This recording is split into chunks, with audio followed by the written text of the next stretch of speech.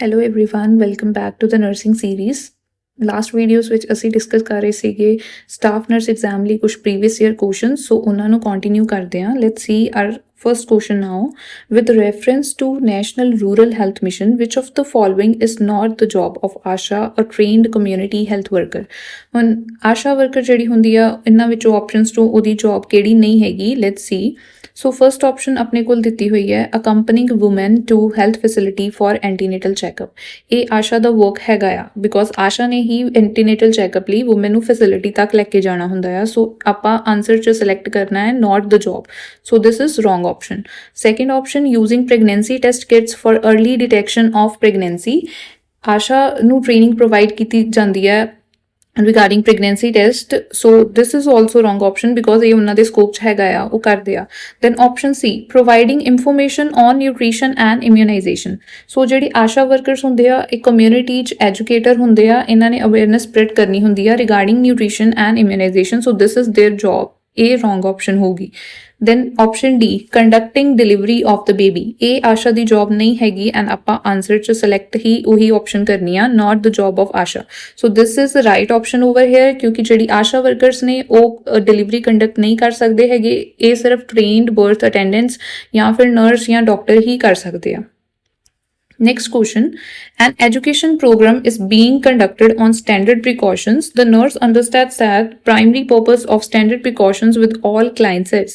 So on standard precautions ਕੀ ਹੁੰਦੇ ਨੇ, ਇਹ basic infection control steps ਨੇ ਜੋ ਕਿ ਹਰ ਇੱਕ patient ਲਈ follow ਕੀਤੇ ਜਾਂਦੇ ਆ, ਚਾਹੇ patient healthy ਹੋਵੇ ਚਾਹੇ patient infected ਹੋਵੇ. ਹੁਣ ਇਹਦਾ main purpose ਹੁੰਦਾ ਆ health care workers and patients ਦੋਨਾਂ ਨੂੰ blood borne infections ਜਾਂ ਫਿਰ ਹੋਰ infections ਤੋਂ prevent ਕਰਨਾ. So let's see our options. First option ਆਪਣੇ ਕੋਲ ਦਿੱਤੀ ਹੋਈ to prevent nosocomial infections. ਬਿਲਕੁਲ nosocomial means hospital acquired infections, ਉਹਨਾਂ ਨੂੰ prevent ਕਰਨਾ ਹੁੰਦਾ ਹੈ. But still ਇਹ ਸਾਡੇ ਕੋਲ ਜਿਹੜਾ ਵਾ ਪ੍ਰਾਇਮਰੀ ਪਰਪਸ ਨਹੀਂ ਆ ਜਾਂਦਾ, ਆਪਾਂ ਪ੍ਰਾਇਮਰੀ ਪਰਪਸ ਦੇਖਣਾ ਹੈਗਾ ਆ. ਦੈਨ ਉਸ ਤੋਂ ਬਾਅਦ ਹੋ ਗਿਆ to protect clients with AIDS. So ਸਿਰਫ ਏਡਸ ਵਾਲੇ ਕਲਾਇੰਟਸ ਲਈ ਨਹੀਂ, ਹਰ ਇੱਕ ਕਲਾਇੰਟ ਲਈ ਸੇਮ ਪ੍ਰੀਕਾਸ਼ਨਸ ਯੂਜ਼ ਕੀਤੇ ਜਾਂਦੇ ਆ ਇਹ. So this is also wrong option. Option C, to protect employees from HIV and HBV. So employees ਨੂੰ ਮਤਲਬ ਜਿਹੜੇ ਸਟਾਫ ਹੈਗਾ ਆ ਉਹਨੂੰ ਹੈਪੇਟਾਈਟਸ ਬੀ ਵਾਇਰਸ ਤੋਂ ਜਾਂ ਫਿਰ ਹਿਊਮਨ ਇਮਿਊਨੋ ਡੈਫੀਸ਼ੀਐਂਸੀ ਵਾਇਰਸ ਤੋਂ ਪ੍ਰੋਟੈਕਟ ਕਰਨ ਲਈ ਆਪਾਂ ਸਟੈਂਡਰਡ ਪ੍ਰੀਕਾਸ਼ਨਸ ਯੂਜ਼ ਕਰਦੇ ਆ. ਇਹ ਦੋਨੋਂ ਹੀ ਬਲੱਡ ਬੋਰਨ ਇਨਫੈਕਸ਼ਨਸ ਹੈਗੀਆਂ ਨੇ. So this is wrong right option over here. So option D, to replace other isolation requirements. ਹੁਣ ਸਟੈਂਡਰਡ ਪ੍ਰੀਕਾਸ਼ਨਸ ਕਦੀ ਵੀ ਆਈਸੋਲੇਸ਼ਨ ਨੂੰ ਰਿਪਲੇਸ ਨਹੀਂ ਕਰਦੇ, ਦੋਨੋਂ ਇਕੱਠੇ ਐਟ ਦ ਸੇਮ ਟਾਈਮ ਚੱਲ ਸਕਦੇ ਆ ਬਟ ਰੀਪਲੇਸ ਨਹੀਂ ਕਰਨਗੇ. So D is also wrong option. ਇਹ ਆਪਸ਼ਨ ਦੇਖਣ ਨੂੰ ਠੀਕ ਲੱਗ ਰਹੀ ਸੀ ਬਟ ਸਾਡੇ ਕੋਲ ਕੁਐਸਚਨ 'ਚ ਕੀ ਪੁੱਛਿਆ ਗਿਆ ਆ, ਪ੍ਰਾਇਮਰੀ ਪਰਪਸ. ਪ੍ਰਾਇਮਰੀ ਪਰਪਸ ਮੈਂ ਤੁਹਾਨੂੰ ਦੱਸਿਆ ਕੀ ਹੁੰਦਾ ਆ, ਬਲੱਡ ਬੋਰਨ ਇਨਫੈਕਸ਼ਨਸ ਨੂੰ ਪ੍ਰੀਵੈਂਟ ਕਰਨਾ ਇਨ ਇੰਪਲੋਈਜ਼ ਐਂਡ ਪੇਸ਼ੈਂਟਸ. ਸੋ ਇਸ ਕਰਕੇ ਆਪਸ਼ਨ ਸੀ ਕਰੈਕਟ ਸੀਗੀ.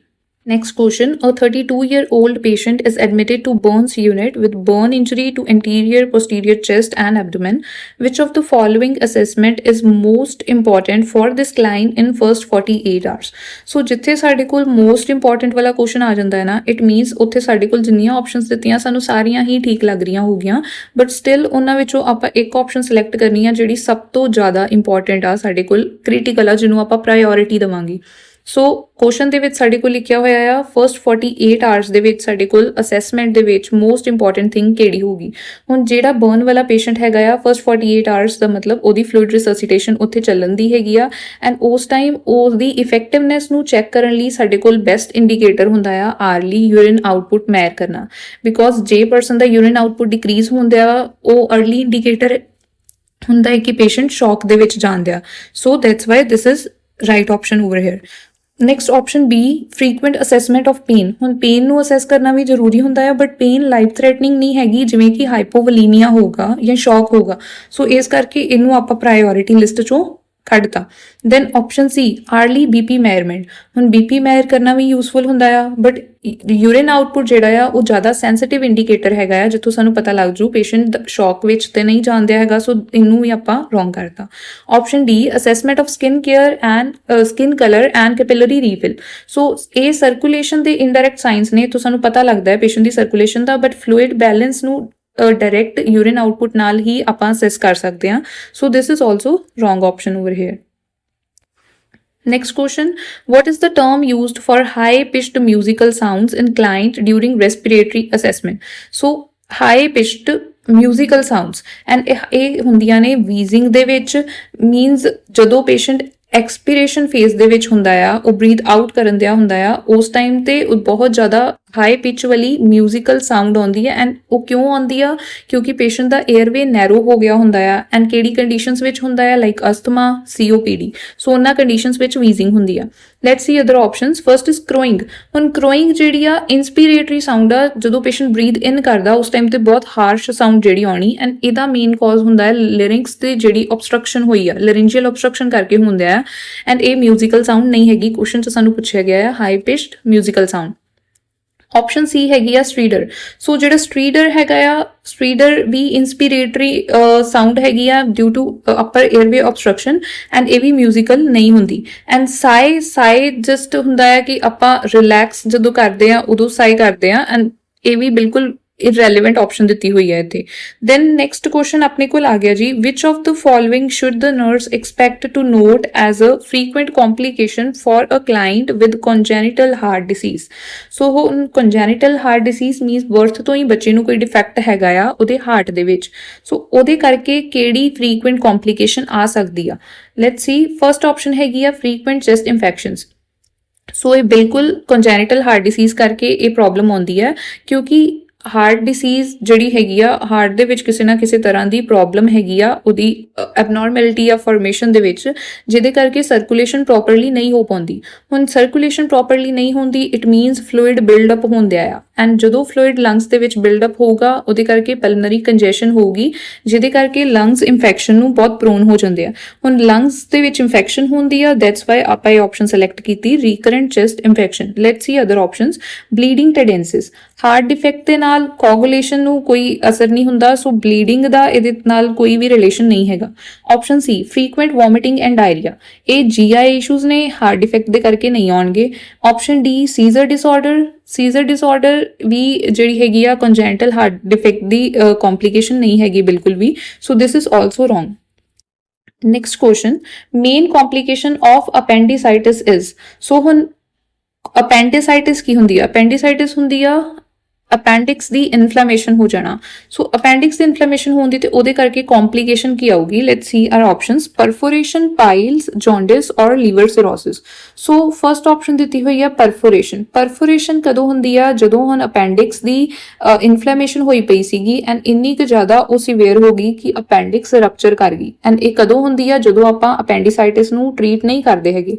ਐਂਡ ਜਦੋਂ ਉਹ ਰਪਚਰ ਕਰ ਜੂਗੀ ਉਹਨੂੰ ਆਪਾਂ ਬੋਲਦੇ ਆ ਪਰਫੋਰੇਸ਼ਨ। ਐਂਡ ਪਰਫੋਰੇਸ਼ਨ ਹੋਣ ਦੇ ਨਾਲ ਉਹਨੇ ਕੀ ਕਰਨਾ ਆ? ਪੈਰੀਟੋਨਾਈਟਿਸ ਕਰਨਾ ਹੈਗਾ ਆ। So this is correct option over here. Let's see other options two. Piles. Piles means haemorrhoids ਹੋਣਾ, ਇਹਨਾਂ ਦਾ ਅਪੈਂਡਿਸਾਈਟਿਸ ਨਾਲ ਕੋਈ ਰਿਲੇਸ਼ਨ ਨਹੀਂ ਹੈਗਾ। So this is wrong option. Option C jaundice. appendicitis appendix ਦੀ ਪ੍ਰੋਬਲਮ ਹੈਗੀ ਹੈ, ਜੌਂਡਿਸ ਲੀਵਰ ਦੀ ਪ੍ਰੋਬਲਮ ਹੈਗੀ ਆ। So this is unrelatable over here. And liver cirrhosis chronic liver disease ਹੈਗੀ ਆ। liver cirrhosis means ਇਹ ਵੀ liver ਦੀ ਪ੍ਰੋਬਲਮ ਆ, appendix ਦਾ ਇਹਦੇ ਨਾਲ ਕੋਈ ਕਨੈਕਸ਼ਨ ਨਹੀਂ ਹੈਗਾ। ਸੋ ਇਹ ਵੀ ਆਪਸ਼ਨ ਰੋਂਗ ਹੋਗੀ। let's see other question. early indicator of hypoxia in unconscious patient is। ਸੋ ਹੁਣ patient unconscious ਆ, ਤੁਹਾਨੂੰ ਕਿੱਦਾਂ ਪਤਾ ਲੱਗੂਗਾ ਕਿ patient ਦੀ ਆਕਸੀਜਨ ਲੈਵਲ ਲੋ ਹੁੰਦੇ ਆ, ਹਾਈਪੋਕਸੀਆ ਚ ਜਾ ਰਿਹਾ patient?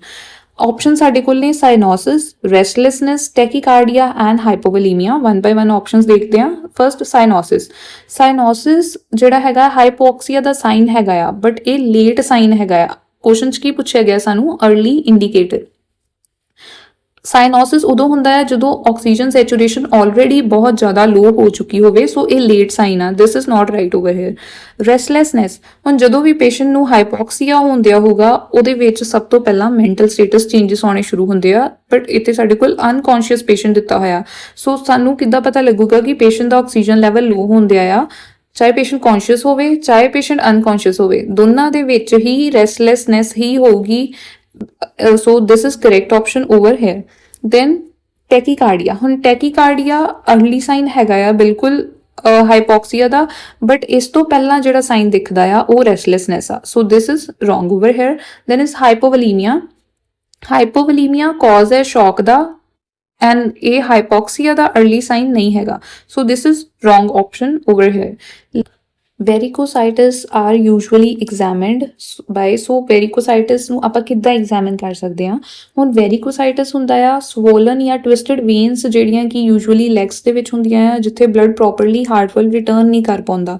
ਸੋ ਇਹਨੂੰ ਆਪਾਂ ਕਿਹੜੀ ਵੇ ਦੇ ਨਾਲ ਆਪਾਂ ਬੈਸਟ ਐਗਜ਼ਾਮਿਨ ਕਰ ਸਕਦੇ ਹਾਂ? ਸੋ first option with the patient standing. ਹੁਣ ਬਿਲਕੁਲ ਜਦੋਂ ਪੇਸ਼ੈਂਟ ਖੜਾ ਹੋਊਗਾ ਫਿਰ ਹੀ ਸਾਨੂੰ ਉਹਦੀ ਲੈਗਸ ਦੇ ਵਿੱਚ ਜਿਹੜੀਆਂ ਵੈਰੀਕੋਸ ਵੇਨਸ ਆ ਉਹ ਵਿਜ਼ੀਬਲ ਹੋ ਗਈਆਂ, ਕਿਉਂਕਿ ਗ੍ਰੈਵਿਟੀ ਦੇ ਨਾਲ ਵੇਨਸ ਜਿਹੜੀਆਂ ਡਾਇਲੇਟ ਹੋ ਕੇ ਜ਼ਿਆਦਾ ਵਿਜ਼ੀਬਲ ਹੋ ਜਾਂਦੀਆਂ ਆ। ਸੋ ਇਹ ਬੈਸਟ ਆਪਸ਼ਨ ਹੋ ਸਕਦੀ ਆ ਵੈਰੀਕੋਸ ਵੇਨਸ ਨੂੰ ਡਿਟੈਕਟ ਕਰਨ ਲਈ।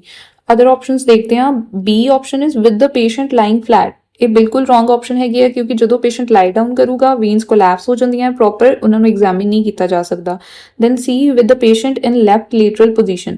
ਹੁਣ ਲੈਫਟ ਲੇਟਰਲ ਪੋਜੀਸ਼ਨ ਪ੍ਰੈਗਨੈਂਸੀ ਦੇ ਵਿੱਚ ਯੂਜ਼ ਕੀਤੀ ਜਾਂਦੀ ਆ, ਵੈਰੀਕੋਸ ਵੇਨਸ ਨੂੰ ਚੈੱਕ ਕਰਨ ਲਈ ਨਹੀਂ ਯੂਜ਼ ਕੀਤੀ ਜਾਂਦੀ। D option after the patient has head hot bath. ਹੁਣ ਹੌਟ ਬਾਥ ਤੋਂ ਬਾਅਦ ਆਪਾਂ ਉਹਦੀ ਵੇਨਸ ਨੂੰ ਨਹੀਂ ਚੈੱਕ ਕਰਾਂਗੇ, ਬਿਕੋਜ਼ ਹੌਟ ਬਾਥ ਨੇ ਵੇਨਸ ਨੂੰ ਵੇਜ਼ੋਡਾਇਲੇਸ਼ਨ ਉੱਥੇ ਕਾਜ਼ ਕਰਨੀ ਹੈਗੀ ਆ, ਬਟ ਕਲੀਨਿਕਲੀ ਸਾਨੂੰ ਜੋ ਵੈਰੀਕੋਸਾਈਟਿਸ ਕਰਕੇ ਹੁੰਦੀ ਆ ਉਹਦਾ ਸਾਨੂੰ ਪਤਾ ਨਹੀਂ ਲੱਗੂਗਾ। Next question, lung volume or pulmonary function test may be determined by। ਸੋ ਹੁਣ pulmonary function test ਚ ਕਿ lungs ਕਿੱਦਾਂ ਕੰਮ ਕਰਨ ਦੇ ਆ, ਉਹ ਆਪਣਾ ਫੰਕਸ਼ਨ ਸਹੀ ਤਰ੍ਹਾਂ ਪਰਫਾਰਮ ਕਰਨ ਦੇ ਆ ਜਾਂ ਨਹੀਂ, ਉਹਨੂੰ ਕਿੱਦਾਂ ਡਿਟਰਮਿਨ ਕਰਦੇ ਆ ਆਪਾਂ? First option is barometer. So barometer pressure ਨੂੰ ਮੈਜ਼ਰ ਕਰਨ ਲਈ ਹੁੰਦਾ ਆ, ਨਾ ਕਿ ਲੰਗਸ ਦੇ ਫੰਕਸ਼ਨ ਨੂੰ। So this is wrong. Option B spirometry, this is right option over here, ਕਿਉਂਕਿ ਇਹਦੇ ਨਾਲ ਆਪਾਂ ਲੰਗ ਦੀ ਵੋਲਿਊਮ ਤੇ ਕੈਪੈਸਿਟੀ ਮੈਜ਼ਰ ਕਰ ਸਕਦੇ ਹੈਗੇ ਆ। ਦੈਨ ਸਫਿਗਮੋਮੈਨੋਮੀਟਰ ਬੀਪੀ ਮੈਜ਼ਰ ਕਰਨ ਦਾ ਇੰਸਟਰੂਮੈਂਟ ਹੁੰਦਾ ਆ, so this is also wrong. And lactometer milk ਦੀ ਡੈਂਸਿਟੀ ਨੂੰ ਮੈਜ਼ਰ ਕਰਦਾ ਆ, ਲੰਗਸ ਦਾ ਇਹਦੇ ਨਾਲ ਕੋਈ ਵੀ ਰਿਲੇਸ਼ਨ ਨਹੀਂ ਹੈਗਾ। Next question, which of the following childhood disorder improves with increase in age? So first option is temper tantrum। So temper tantrums ਜਿਹੜੇ ਹੁੰਦੇ ਆ ਇਹ ਨਾਰਮਲ ਡਿਵੈਲਪਮੈਂਟਲ ਬਿਹੇਵੀਅਰ ਹੁੰਦਾ ਆ ਟੌਡਲਰਸ ਦੇ ਵਿੱਚ, ਤੇ ਜਿੱਦਾਂ ਜਿੱਦਾਂ ਉਹ ਏਜ ਕਰਦੇ ਆ ਗ੍ਰੈਜੂਅਲੀ ਆਪਣੇ ਆਪ ਠੀਕ ਹੋਣਾ ਸਟਾਰਟ ਹੋ ਜਾਂਦਾ। ਸੋ ਕੁਐਸਚਨ 'ਚ ਇਹੀ ਪੁੱਛਿਆ ਗਿਆ ਹੈ, childhood disorder improves with increase in age. This is right. Let's see other options too. Emotional problem.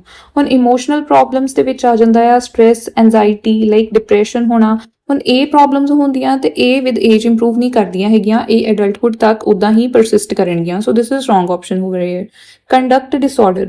Conduct means ਬਹੁਤ ਜ਼ਿਆਦਾ ਸੀਰੀਅਸ ਬਿਹੇਵੀਅਰਲ ਪ੍ਰੋਬਲਮਸ ਹੋਣੀਆਂ, ਐਂਡ ਇਹ ਹੌਲੀ ਹੌਲੀ ਵਰਸਨ ਹੀ ਹੁੰਦੇ ਆ ਜਿਨ੍ਹਾਂ ਨੂੰ ਟ੍ਰੀਟ ਨਹੀਂ ਕੀਤਾ ਜਾਂਦਾ। So this is also wrong. And sleep disorder, sleep disorder ਜਿਹੜਾ ਹੈਗਾ ਵਾ ਇਹ ਯੂਨੀਵਰਸਲੀ ਆਪਾਂ ਇਹ ਨਹੀਂ ਕਹਿ ਸਕਦੇ ਕਿ ਏਜ ਦੇ ਨਾਲ ਇਹਦੀ ਇੰਪਰੂਵਮੈਂਟ ਹੋਊਗੀ। Next question is, which of the following is the best approach for nurse to be used in crisis counseling? So crisis counseling ਲਈ nurse ਵੱਲੋਂ best approach ਕੀ ਹੋ ਸਕਦੀ ਆ? ਹੁਣ crisis ਦਾ ਮਤਲਬ ਹੁੰਦਾ ਹੈ ਕੋਈ sudden problem ਜਾਂ stress ਹੋਣਾ, ਜਿੱਥੇ ਕਿ person ਆਪਣੇ normal coping skills use ਕਰਕੇ situation ਨੂੰ manage ਨਹੀਂ ਕਰ ਪਾਉਂਦਾ ਤੇ ਉੱਥੇ ਉਹਨੂੰ immediate help ਦੀ ਨੀਡ ਹੁੰਦੀ ਆ। ਸੋ ਉੱਥੇ nurse ਦੀ best approach ਕੀ ਹੋਊਗੀ? ਫਰਸਟ ਆਪਸ਼ਨ ਆਪਣੇ ਕੋਲ ਦਿੱਤੀ ਹੈ ਰੀਅਸ਼ੋਰਿੰਗ ਐਂਡ ਸਟੇ ਵਿਦ ਕਲਾਇੰਟ। ਹੁਣ ਰੀਅਸ਼ੋਰ ਆਪਾਂ ਪੇਸ਼ੈਂਟ ਨੂੰ ਬਿਲਕੁਲ ਕਰਨਾ ਹੁੰਦਾ ਹੈ, ਉਹਦੇ ਨਾਲ ਰਹਿਣਾ ਹੁੰਦਾ ਹੈ, ਬਟ ਇਹ ਹੈਲਪਫੁਲ ਹੈਗਾ ਤਾਂ ਆ, ਬਟ ਕ੍ਰਾਈਸਿਸ ਦੇ ਵਿੱਚ ਕਲਾਇੰਟ ਨੂੰ ਐਕਟਿਵ ਹੈਲਪ ਚਾਹੀਦੀ, ਇਮੀਡੀਏਟ ਹੈਲਪ ਚਾਹੀਦੀ, ਸਿਰਫ ਰੀਅਸ਼ੋਰੈਂਸ ਕੰਮ ਨਹੀਂ ਆਊਗੀ। So this is wrong option over here. Option B passive listening. Passive means ਆਪਾਂ ਸਿਰਫ ਪੇਸ਼ੈਂਟ ਨੂੰ ਸੁਣਨ ਦੇ ਹੈਗੇ ਆ, ਖੁਦ ਪਾਰਟਿਸਿਪੇਟ ਨਹੀਂ ਕਰਨ ਦੇ ਹੈਗੇ। ਹੁਣ ਪੈਸਿਵ ਲਿਸਨਿੰਗ ਵੀ ਚਲੋ ਠੀਕ ਜ਼ਰੂਰੀ ਹੈ, ਬਟ ਕ੍ਰਾਈਸਿਸ ਕਾਉਂਸਲਿੰਗ 'ਚ ਅਸੀਂ ਕਲਾਇੰਟ ਨੂੰ ਗਾਈਡ ਕਰਨਾ ਆ, ਉਹਦੀ ਪ੍ਰੋਬਲਮ ਨੂੰ ਸੋਲਵ ਕਰਨਾ ਹੈਗਾ ਆ। ਸੋ ਉਹਦੇ ਲਈ ਸਿਰਫ ਸੁਣਨਾ ਇਨਫ ਨਹੀਂ ਹੁੰਦਾ, ਇਹਦੀ ਜਗ੍ਹਾ ਅਸੀਂ ਐਕਟਿਵ ਲਿਸਨਿੰਗ ਕਰਨੀ ਹੁੰਦੀ ਆ। ਮਤਲਬ ਨਰਸ ਨੇ ਬਿਲਕੁਲ ਧਿਆਨ ਨਾਲ ਉਹਦੀ ਪ੍ਰੋਬਲਮ ਨੂੰ ਸੁਣਨਾ ਆ, ਕਲਾਇੰਟ ਦੇ ਇਮੋਸ਼ਨਸ ਨੂੰ ਐਕਨੋਲੇਜ ਕਰਨਾ ਆ, ਉਹਦੇ ਕੋਲ ਕੁਐਸਚਨਸ ਪੁੱਛਣੇ ਆ, ਦੈਨ ਉਹਦੀ ਪ੍ਰੋਬਲਮ ਤੇ ਫੋਕਸ ਕਰਕੇ ਉਹਨੂੰ ਠੀਕ ਕਰਨ ਦੀ ਕੋਸ਼ਿਸ਼ ਕਰਨੀ ਆ। So passive listening is wrong. Option C explore early life experiences. ਹੁਣ crisis counselling short term situation fix ਕਰਨ ਲਈ ਹੁੰਦਾ ਆ, ਪੁਰਾਣੀ ਮੈਮਰੀਜ਼ ਨੂੰ ਐਕਸਪਲੋਰ ਕਰਨਾ ਇੱਥੇ ਐਪਰੋਪ੍ਰੀਏਟ ਨਹੀਂ ਹੈਗਾ। Option D active with focus on current situation. So ਬਿਲਕੁਲ ਕ੍ਰਾਈਸਿਸ ਵਿੱਚ ਆਪਾਂ ਕਲਾਇੰਟ ਦੀ ਇਮੀਡੀਏਟ ਪ੍ਰੋਬਲਮ ਨੂੰ ਸੋਲਵ ਕਰਨਾ ਆ, ਕੋਪਿੰਗ ਸਟ੍ਰੈਟੇਜੀਜ਼ ਡਿਵੈਲਪ ਕਰਵਾਉਣਾ ਆ ਪੇਸ਼ੈਂਟ ਦੇ ਵਿੱਚ, ਜੋ ਮੇਨ ਅਪਰੋਚ ਸਾਡੀ ਹੈਗੀ ਆ। ਸੋ ਐਕਟਿਵ ਹੋਣਾ ਚਾਹੀਦਾ ਆ ਐਂਡ ਕਰੰਟ ਸਿਚੁਏਸ਼ਨ ਤੇ ਫੋਕਸ ਕਰਦਾ ਹੋਵੇ। ਦਿਸ is right option over hair. Next question, A 8-year-old child has been diagnosed to have iron deficiency anemia. Which of the following activities is most appropriate for a child to decrease oxygen demand? Iron deficiency anaemia ਵਾਲਾ ਬੱਚਾ ਆ ਆਪਣੇ ਕੋਲ, ਉਹਦੇ ਵਿੱਚ oxygen demand ਨੂੰ ਘੱਟ ਕਰਨ ਵਾਲੀਆਂ ਐਕਟੀਵਿਟੀਜ਼ ਕਿਹੜੀਆਂ ਉਹ ਫੋਲੋ ਕਰ ਸਕਦਾ ਹੈ? ਸੋ ਫਰਸਟ ਆਪਸ਼ਨ ਹੈਗੀ ਹੈ ਜੀ ਆਪਣੇ ਕੋਲ ਡਾਂਸਿੰਗ। ਸੋ ਡਾਂਸਿੰਗ ਦੇ ਵਿੱਚ ਆਕਸੀਜਨ ਡਿਮਾਂਡ ਜਿਹੜੀ ਆ ਜ਼ਿਆਦਾ ਹੁੰਦੀ ਆ, ਲੈਸ ਨਹੀਂ ਹੁੰਦੀ, ਹਾਈ એનર્ਜੀ ਚਾਹੀਦੀ ਆ ਉਹਦੇ ਵਿੱਚ। So this is wrong.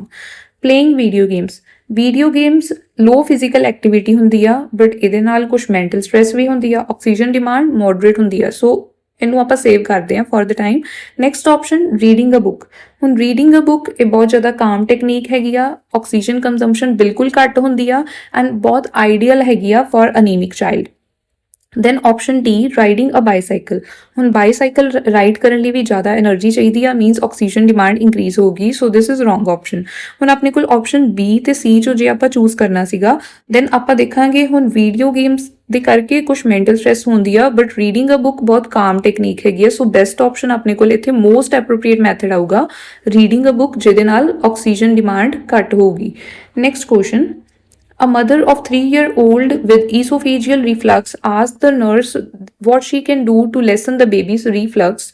So the nurse should tell the mother to. ਹੁਣ esophageal reflux ਵਾਲਾ ਬੱਚਾ ਹੈਗਾ ਆ ਐਂਡ ਉਹਦੇ ਵਿੱਚ ਨਰਸ ਨੇ ਮਦਰ ਨੂੰ ਕਾਦੇ ਲਈ ਇਨਸਟਰਕਟ ਕਰਨਾ ਹੈ ਸੋ ਫਰਸਟ ਆਪਸ਼ਨ ਆਪਣੇ ਕੋਲ ਹੈਗੀ feed the baby only when he is hungry ਇਹ ਬਿਲਕੁਲ ਰੋਂਗ ਆਪਸ਼ਨ ਹੈਗੀ ਹੈ ਬਿਕੋਜ਼ ਆਪਾਂ ਫੀਡਿੰਗ ਫ੍ਰੀਕੁਐਂਸੀ ਜਿਹੜੀ ਆ ਉਹ ਇੰਪੋਰਟੈਂਟ ਹੁੰਦੀ ਆ ਨਾ ਕਿ ਹੰਗਰ ਇੰਪੋਰਟੈਂਟ ਹੁੰਦੀ ਆ ਆਪਾਂ ਲੋ ਮੀਲਸ ਥੋੜੇ ਕਰਕੇ ਮੀਲਸ ਆਪਾਂ ਪੇਸ਼ੈਂਟ ਨੂੰ ਦੇਣੇ ਹੁੰਦੇ ਆ ਇੱਕ ਵਾਰ 'ਚ ਜ਼ਿਆਦਾ ਹੈਵੀ ਮੀਲ ਨਹੀਂ ਦੇਣਾ ਹੁੰਦਾ ਬਿਕੋਜ਼ ਉਹਦੇ ਨਾਲ ਫਿਰ ਤੋਂ ਰੀਫਲਕਸ ਹੋਊਗਾ then option B burp the baby after feeding is completed so burp the baby after feeding only ਸਿਰਫ feeding ਖਤਮ ਹੋਣ ਤੋਂ ਬਾਅਦ ਨਹੀਂ burp ਕਰਨਾ ਹੁੰਦਾ throughout the feeding ਉਹਨੂੰ burp ਕਰਨਾ ਹੁੰਦਾ ਉਹ better ਆ so this is wrong option C place the baby in supine with the head elevated ਹੁਣ ਸੁਪਾਈਨ ਪੋਜੀਸ਼ਨ ਆਪਾਂ ਦਵਾਂਗੇ ਤੇ ਉਹਦੇ ਨਾਲ ਰੀਫਲਕਸ ਹੋਰ ਇਨਕਰੀਜ਼ ਹੋਊਗੀ ਸੋ ਪ੍ਰੋਨ ਜਾਂ ਸੈਮੀ ਅਪਰਾਈਟ ਜਿਹੜੀ ਬੈਟਰ ਹੋ ਸਕਦੀ ਆ ਸੁਪਾਈਨ ਵਿਦ ਹੈਡ ਐਲੀਵੇਟਡ ਹੁਣ ਹੈਡ ਕਿੰਨਾ ਐਲੀਵੇਟ ਕਰਨਾ ਹੈ ਇਹ ਵੀ ਸਾਨੂੰ ਆਪਸ਼ਨ ਦੇ ਵਿੱਚ ਮੈਂਸ਼ਨ ਨਹੀਂ ਹੈਗਾ ਸੋ ਮੇਬੀ ਜੇ ਆਪਾਂ ਥੋੜਾ ਜਿਹਾ ਹੈਡ ਐਲੀਵੇਟ ਕਰਾਂਗੇ ਸਟਿਲ ਪੋਜੀਸ਼ਨ ਤਾਂ ਸੁਪਾਈਨ ਹੈਗੀ ਆ ਉੱਥੇ ਰੀਫਲਕਸ ਦਾ ਰਿਸਕ ਹੈਗਾ ਆ so this is wrong option D burp the baby frequently throughout the feeding this is the right option over here ਕਿਉਂਕਿ ਇਹਦੇ ਨਾਲ air swallowing ਜਿਹੜੀ reduce ਹੋਊਗੀ ਜਿਹਦੇ ਕਰਕੇ reflux reduce ਹੋਊਗੀ next question which of the following best describes parallel play between two toddlers ਹੁਣ parallel play ਕੀ ਹੁੰਦਾ ਆ ਜਦੋਂ ਦੋ ਬੱਚੇ ਇਕੱਠੇ ਖੇਡ ਰਹੇ ਹੁੰਦੇ ਨੇ ਪਰ ਇੱਕ ਦੂਜੇ ਨਾਲ ਨਹੀਂ ਖੇਡ ਰਹੇ ਆਪਣੇ ਟॉयਜ਼ ਦੇ ਨਾਲ ਖੇਡ ਰਹੇ ਆ ਇੱਕ ਦੂਜੇ ਨਾਲ ਉਹ ਡਾਇਰੈਕਟਲੀ ਨਹੀਂ ਖੇਡ ਰਹੇ ਹੁੰਦੇ So let's see our options. First option sharing carry-ons to color separate pictures. Carry-ons use करके अलग-अलग pictures ਨੂੰ color ਕਰ ਰਹੇ ਆ so ਇਹ cooperative play ਹੈਗਾ ਵਾ parallel ਨਹੀਂ ਹੈਗਾ ਬਿਕੋਜ਼ ਉਹ ਐਕਟਿਵਲੀ ਇੰਟਰੈਕਟ ਕਰਨ ਦੇ ਹੈਗੇ ਆ ਸ਼ੇਅਰ ਕਰਨ ਦੇ ਆਪਣੇ ਕੈਰੀਓਨਸ ਨੂੰ ਸ਼ੇਅਰਿੰਗ ਹੁੰਦੀ ਆ ਮਤਲਬ ਕੋਆਪਰੇਟਿਵ ਹੈਗਾ ਬਟ ਉਹਨਾਂ ਦਾ ਕਾਮਨ ਗੋਲ ਹੈਗਾ ਆ ਪਿਕਚਰਸ ਨੂੰ ਕਲਰ ਕਰਨਾ still sharing ਹੈਗੀ ਆ ਸੋ ਇਹ cooperative play ਆ parallel play ਨਹੀਂ ਹੈਗਾ this is wrong option B playing a board game with a nurse so board game play ਕਰਨ ਦੀ with a nurse ਹੁਣ ਇੱਥੇ nurse adult ਆ so adult mediated play ਹੋ ਗਿਆ ਜਾਂ guided play ਹੋ ਸਕਦਾ ਆ adult ਮੇਬੀ ਉਹ ਨਰਸ ਹੋਵੇ ਟੀਚਰ ਹੋਵੇ ਪੇਰੈਂਟ ਹੋਵੇ ਉਹ ਲੀਡ ਕਰਦੇ ਨੇ ਗੇਮ ਜਾਂ ਐਕਟੀਵਿਟੀਜ਼ ਨੂੰ ਐਂਡ ਟੌਡਲਰਸ ਉੱਥੇ ਫੋਲੋ ਕਰਦੇ ਨੇ ਇਨਸਟਰਕਸ਼ਨਸ ਸੋ ਇਹ ਓਵਲੀ ਟਾਈਪ ਹੋਗੀ ਦਿਸ is wrong option C sitting near each other while playing with their toys ਹੁਣ ਇਹਦੇ ਵਿੱਚ ਆਪਸ਼ਨ ਚ ਇਦਾਂ ਲੱਗਣ ਦਿਆ ਕਿ ਉਹ ਸਿਰਫ ਇੱਕ ਦੂਜੇ ਦੇ ਕੋਲ ਬੈਠੇ ਨੇ ਐਂਡ ਆਪਣੇ ਟॉयਜ਼ ਦੇ ਨਾਲ ਖੇਡ ਰਹੇ ਆ ਸੋ ਇਹ ਕਲਾਸਿਕ ਪੈਰਲਲ ਪਲੇ ਦੀ ਆਪਣੇ ਕੋਲ ਐਗਜ਼ਾਮਪਲ ਹੈਗੀ ਆ means ਉਹ alongside ਖੇਡ ਰਹੇ ਆ ਇੱਕ ਦੂਜੇ ਨਾਲ ਨਹੀਂ ਖੇਡ ਰਹੇ option D sharing their dolls with two different nurses so sharing dolls with nurses ਫਿਰ sharing ਆ means ਇਹ cooperative ਆ and with nurses share ਕਰਨ ਦੇ ਆ so ਇੱਥੇ interaction ਹੋਣ ਦੀ ਹੈਗੀ ਆ and ਇਹ associated type of play ਹੋ ਸਕਦਾ ਆ so ਇਹ ਵੀ wrong option ਆ Next question. A pregnant client is diagnosed with partial placenta previa. In explaining the diagnosis, nurse tells the client that usual treatment for partial placenta previa is which of the following. So, ਆਪਾਂ partial placenta previa ਦਾ usual treatment ਕੀ ਹੈ ਉਹ explain ਕਰਨਾ ਹੈ ਹੁਣ ਪਲੇਸੈਂਟਾ ਪ੍ਰੀਵੀਆ ਹੁੰਦਾ ਹੈ ਕਿ ਜਦੋਂ ਪਲੇਸੈਂਟਾ ਯੂਟਰਸ ਦੀ ਲੋਅਰ ਓਪਨਿੰਗ ਤੇ ਜਾ ਕੇ ਅਟੈਚ ਹੋਇਆ ਹੋਵੇ ਐਂਡ ਇਹ ਪਾਰਸ਼ੀਅਲ ਵੀ ਹੋ ਸਕਦਾ ਆ ਕੰਪਲੀਟ ਵੀ ਹੋ ਸਕਦਾ ਆ ਸੋ ਜਿਹੜਾ ਕੰਪਲੀਟ ਪਲੇਸੈਂਟਾ ਪ੍ਰੀਵੀਆ ਉਹ ਟੋਟਲੀ ਯੂਟਰਸ ਦੀ ਜਿਹੜੀ ਓਪਨਿੰਗ ਆ ਉਹਨੂੰ ਬੰਦ ਕਰਨ ਦਿਆ ਹੁੰਦਾ ਹੈ ਪਾਰਸ਼ੀਅਲ ਮੀਨਸ ਪੂਰੀ ਤਰ੍ਹਾਂ ਨਹੀਂ ਕਰਨ ਦਿਆ ਹੈਗਾ ਹੁਣ ਉਹਦੇ ਲਈ ਪਾਰਸ਼ੀਅਲੀ ਯੂਜੂਅਲ ਟ੍ਰੀਟਮੈਂਟ ਕੀ ਹੋਊਗਾ Let's see our option. First option activity limited to bed rest. ਹੁਣ ਇੱਥੇ bed rest usually advised ਹੁੰਦੀ ਆ patient ਨੂੰ because ਇਹ initial management ਆਪਣੇ ਕੋਲ ਆ ਜਾਂਦੀ ਆ placenta previa ਦੀ ਤਾਂ ਜੋ vaginal bleeding ਨਾ ਹੋਵੇ ਉਹਨੂੰ avoid ਕਰਨ ਲਈ so this is correct. Option B platelet infusion. ਹੁਣ platelets ਉਨੀ ਦੇਰ ਤੱਕ ਨਹੀਂ ਆਪਾਂ infuse ਕਰਨੇ ਹੈਗੇ ਜੇ patient ਨੂੰ platelet disorder ਨਹੀਂ ਹੈਗਾ ਕੋਈ so this is wrong. Immediate cesarean delivery. So immediate caesarean complete placenta praevia ਲਈ ਜਾਂ ਐਮਰਜੈਂਸੀ ਕੰਡੀਸ਼ਨਸ 'ਚ ਕੀਤਾ ਜਾ ਸਕਦਾ ਹੈ, ਇੱਥੇ ਇਮੀਡੀਏਟ ਸਿਜ਼ੇਰੀਅਨ ਦੀ ਨੀਡ ਨਹੀਂ ਹੈਗੀ। ਲੇਬਰ ਇੰਡਕਸ਼ਨ ਵਿਦ ਆਕਸੀਟੋਸਿਨ, ਪਲੇਸੈਂਟਾ ਪ੍ਰੀਵੀਆ ਵਾਲੇ ਪੇਸ਼ੈਂਟਸ ਲਈ ਆਪਾਂ ਲੇਬਰ ਇੰਡਿਊਸ ਖੁਦ ਨਹੀਂ ਕਰਨਾ ਹੁੰਦਾ ਬਿਕੋਜ਼ ਉੱਥੇ ਰਿਸਕ ਆਫ ਬਲੀਡਿੰਗ ਜਿਹੜਾ ਜ਼ਿਆਦਾ ਇੰਕਰੀਜ਼ ਹੋ ਜਾਂਦਾ ਆ, so this is also wrong. Next question, taste perception of baby develops at, ਹੁਣ ਬੱਚੇ ਦਾ ਜਿਹੜਾ ਟੇਸਟ ਪਰਸੈਪਸ਼ਨ ਆ ਕਦੋਂ ਡਿਵੈਲਪ ਹੁੰਦਾ ਹੈ? ਟੇਸਟ ਪਰਸੈਪਸ਼ਨ ਐਟ ਬਰਥ ਹੀ ਡਿਵੈਲਪ ਹੋ ਜਾਂਦਾ ਹੈ because babies are born with taste buds, ਉਹਨਾਂ ਦੀ ਸਵੀਟ ਪ੍ਰੈਫਰੈਂਸ ਜਿਹੜੀ ਜ਼ਿਆਦਾ ਪ੍ਰੋਮੀਨੈਂਟ ਹੁੰਦੀ ਆ ਐਟ ਬਰਥ। ਆਪਸ਼ਨ ਬੀ ਦਿੱਤੀ ਹੋਈ ਆ 3 months, ਇਹ ਰੋਂਗ ਆ because taste perception at birth ਹੀ ਪ੍ਰੈਜ਼ੈਂਟ ਆ। 6 months ਵੀ ਰੋਂਗ ਹੈਗੀ। 6 months ਤੇ ਜਿਹੜਾ ਟੇਸਟ ਹੈਗਾ ਆ ਕੰਪਲੈਕਸ ਟੇਸਟ ਹੋਰ ਜ਼ਿਆਦਾ ਡਿਵੈਲਪ ਹੁੰਦਾ ਆ, ਬਟ ਬੇਸਿਕ ਟੇਸਟ ਤਾਂ ਉਹਦਾ ਐਟ ਬਰਥ ਹੀ ਪ੍ਰੈਜ਼ੈਂਟ ਆ, so this is also wrong and 8 months ਦਾ ਟੂ ਲੇਟ ਆ, this is also wrong. Then next question, WHO was established in, WHO ਜਿਹੜਾ ਸੀਗਾ establish ਹੋਇਆ ਸੀਗਾ 1948 ਦੇ ਵਿੱਚ and ਕਿਹੜੀ ਡੇਟ ਨੂੰ ਫਾਰਮ ਹੋਇਆ ਸੀਗਾ? 7th April 1948. next question, in the general ward nurse patient ratio for each shift would be, ਇੱਕ shift ਲਈ general ward ਚ nurse patient ratio ਕਿੰਨੀ ਹੋਣੀ ਚਾਹੀਦੀ ਹੈ? ਸੋ ਇਹਦਾ ਆਨਸਰ ਹੈਗਾ ਹੈ ਜੀ 1:6, ਜੋ ਕਿ standard ratio ਹੈਗੀ ਆ general ward ਦੇ ਵਿੱਚ per shift, and ਜਿਹੜੀ 1:1 ਹੈਗੀ ਹੈ ਇਹ ICU ਦੀ ratio ਆ, ਨਾ ਕਿ general ward the, and 1:9 the too high ਆ, ਇਹ ਬਿਲਕੁਲ unsafe ਹੈਗੀ ਆ, and 1:3 may be high intensity wards ਵਿੱਚ use ਹੋ ਸਕਦੀ ਆ, so this is also wrong option over here. Next question, a failure in professional duty, practice or skill that leads to injury or harm to the patient is termed as, so failure in professional duty, ਆਪਣੀ skill ਆਪਣੀ duty perform ਕਰਨ 'ਚ ਕੋਈ fail ਹੋਇਆ ਆ, and ਇੱਥੇ ਆਪਾਂ as a nurse ਦੀ ਹੀ ਗੱਲ ਕਰਾਂਗੇ ਜਿਹਦੇ ਕਰਕੇ patient ਨੂੰ harm ਹੋ ਗਿਆ। ਹੁਣ ਆਪਣੇ ਕੋਲ ਟਰਮਸ ਦਿੱਤੀਆਂ ਹੋਈਆਂ ਨੇ ਜੋ ਆਪਸ਼ਨਸ 'ਚ, ਲੈਟਸ ਸੀ। ਫਰਸਟ ਆਪਸ਼ਨ ਦਿੱਤੀ ਹੋਈ ਆ ਮਾਲ ਪ੍ਰੈਕਟਿਸ। ਮਾਲ ਪ੍ਰੈਕਟਿਸ ਇਹੀ ਹੁੰਦਾ ਆ ਕਿ ਜਦੋਂ ਪ੍ਰੋਫੈਸ਼ਨਲ ਨੈਗਲੀਜੈਂਸ ਜਾਂ ਫੇਲੀਅਰ ਕਰਕੇ ਨਰਸ ਜਿਹੜੀ ਆ ਸਟੈਂਡਰਡ ਕੇਅਰ ਪ੍ਰੋਵਾਈਡ ਨਹੀਂ ਕਰ ਪਾਉਂਦੀ, ਜਿਹਦੇ ਕਰਕੇ ਪੇਸ਼ੈਂਟ ਨੂੰ ਇੰਜਰੀ ਹੋ ਜਾਂਦੀ ਆ, so this is right option over here, and ਇਹਦੇ ਲੀਗਲ ਇੰਪਲੀਕੇਸ਼ਨਸ ਵੀ ਹੁੰਦੇ ਆ। ਫॉर ਐਗਜ਼ਾਮਪਲ ਨਰਸ ਨੇ ਰੋਂਗ ਮੈਡੀਕੇਸ਼ਨ ਡੋਜ਼ ਜਿਹੜੀ ਆ ਪੇਸ਼ੈਂਟ ਨੂੰ ਐਡਮਿਨਿਸਟਰ ਕਰਤੀ, ਜਿਹਦੇ ਕਰਕੇ ਪੇਸ਼ੈਂਟ ਨੂੰ ਹਾਰਮ ਹੋ ਗਿਆ, so this is malpractice. Then option B negligence. Negligence ਜਿਹੜੀ ਆ ਜਨਰਲ ਟਰਮ ਹੈਗੀ ਆ ਕੇਅਰਲੈਸਨੈਸਲੀ, ਮਤਲਬ ਜੇ ਨਰਸ ਦੀ ਅਣਗਹਿਲੀ ਕਰਕੇ ਕੁਝ ਹੁੰਦਿਆ ਹੈ ਤਾਂ ਹੁਣ ਨੈਗਲੀਜੈਂਸ ਕਰਕੇ ਮਾਲ ਪ੍ਰੈਕਟਿਸ ਹੋ ਸਕਦੀ ਆ, but failure in professional duty ਦੀ ਗੱਲ ਕਰੀਏ ਤਾਂ ਉਹ ਮਾਲ ਪ੍ਰੈਕਟਿਸ ਹੀ ਆ, so this is wrong. Crime ਹੁੰਦਾ ਆ ਇੰਟੈਂਸ਼ਨਲੀ ਇਲੀਗਲ ਐਕਟ ਕੋਈ ਪਰਫਾਰਮ ਕਰਨਾ, ਐਂਡ ਮਾਲ ਪ੍ਰੈਕਟਿਸ ਦੇ ਵਿੱਚ ਕ੍ਰਾਈਮ ਆ ਸਕਦਾ ਹੈ ਅਗਰ ਇੰਟੈਂਸ਼ਨਲੀ ਮਾਲ ਪ੍ਰੈਕਟਿਸ ਹੁੰਦੀ ਹੈ, ਐਕਸੀਡੈਂਟਲ ਨਹੀਂ ਆ, ਸੋ ਹੇਅਰ ਕੱਲਾ ਕ੍ਰਾਈਮ ਜਿਹੜਾ ਵਾ ਰੋਂਗ ਆਪਸ਼ਨ ਆ। ਦੈਨ ਇਸ ਮਿਸਅੰਡਰਸਟੈਂਡਿੰਗ, ਮਤਲਬ ਸਿਰਫ ਕਮਿਊਨੀਕੇਸ਼ਨ ਦੇ ਵਿੱਚ ਐਰਰ ਹੁੰਦਿਆ ਵਾ ਜਾਂ ਕਨਫਿਊਜ਼ਨ ਹੁੰਦੀ ਆ, ਇਹਦੇ ਵਿੱਚ ਪ੍ਰੋਫੈਸ਼ਨਲ ਡਿਊਟੀ ਫੇਲੀਅਰ ਨਹੀਂ ਹੈਗਾ, so this is also wrong option. Next question, planned educational activities provided in job setting is called, planned educational services ਜਿਹੜੀਆਂ ਜੌਬ ਸੈਟਿੰਗ 'ਚ ਪ੍ਰੋਵਾਈਡ ਕੀਤੀਆਂ ਜਾਂਦੀਆਂ ਆ।